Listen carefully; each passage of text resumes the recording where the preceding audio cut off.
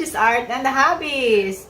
And welcome to my family's HOTPOT dinner! So, tonight guys, because it's nighttime here in Toronto, we'll be having hot pot with lots of different stuff on it. I will show you one by one. Prepared by my nieces and nephew and grandniece and grandnephew because I was out the whole day. So I just came home to have the hot pot. Let's go. If you are new to my channel, don't forget to subscribe, like, and you can also share my video. Please write your comment down below. We just use this portable stove, gas stove. Yeah, we just use it and put it on top of the table. We have 2 of those. And then make some broth, let it boil with some flavoring.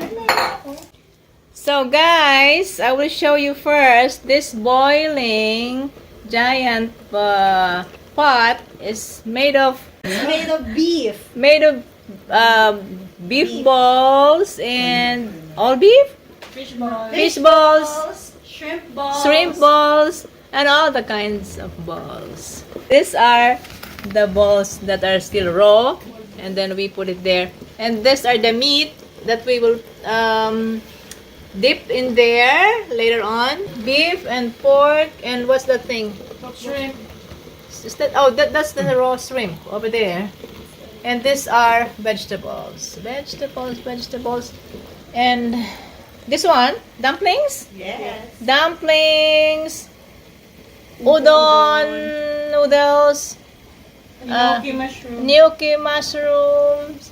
And this is, what is this bowl? Spicy. A spicy broth. If you want something with chili. And what's this one? Peanut sauce. Peanut sauce. Okay, so I want you guys to start digging in. Come on, guys. They put some of the balls and the spicy broth. Dip it for a few seconds, really. Yeah.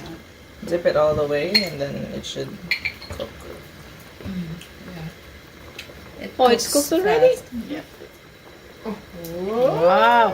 So as soon as it turns dark, it's cooked already. That's the beef, right? Yes. And what is that one? Spinach? No, it's seaweed. Seaweed. Yeah, it's coffee. Okay, keep going.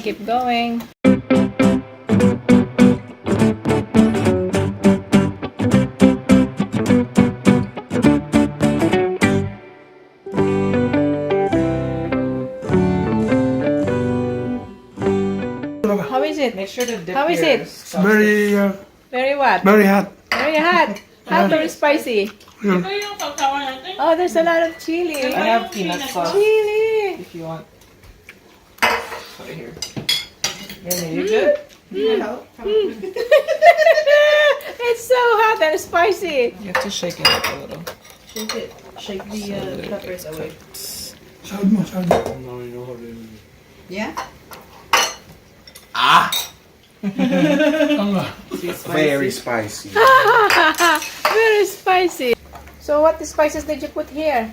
It's a mix. What is it called? Sichuan flavor. Sichuan spice. Oh, and then you put some Chili oil. Chili oil. Okay, it's time for me to try the hot pot udon. Coming here in the not spicy bowl. Okay, udon. Di ba kamay niya lang? Oh, Bog. this is seaweed.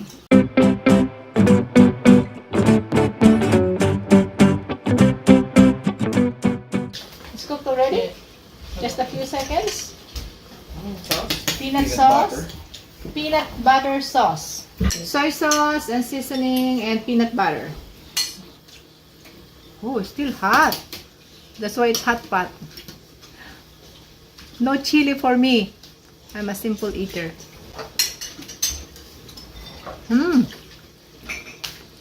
Oh,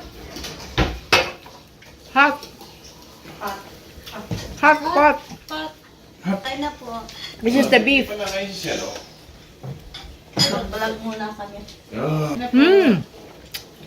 The beef is cooked just right. Where's the udon? Oh, the udon is so long. Udon. Luto na ba yung udon? Udon.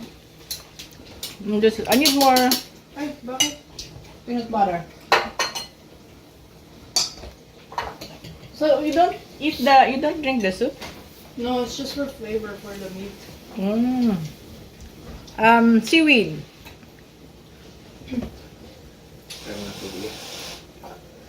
Huwag kang inom, lalong sasakit yan. Good. Lalong sasakit yan. This is the beef ball. Gamit lalo yun. Hot. One of them is the video. This is spicy broth. It's good. But you should really eat it while it's hot. This is the dumpling. Dumpling. What kind of dumpling is this, Yellow? Chicken. Oh. Vegetable and chicken. Chicken and vegetable dumpling. Right? The small one is pork and Oh, I thought you're asking. Oh, I for think the this other one is this one is the pork. Siomay. Very good. Here's a very good dinner. You should do this in your home too. You just need, the basic needs are portable stove and then pots. Boil it and then buy those stuff. You can make it yourself too, DIY. Just cut your own meat. Just make your own, or you just buy the bola and the vegetables. And that's it. Hot pot.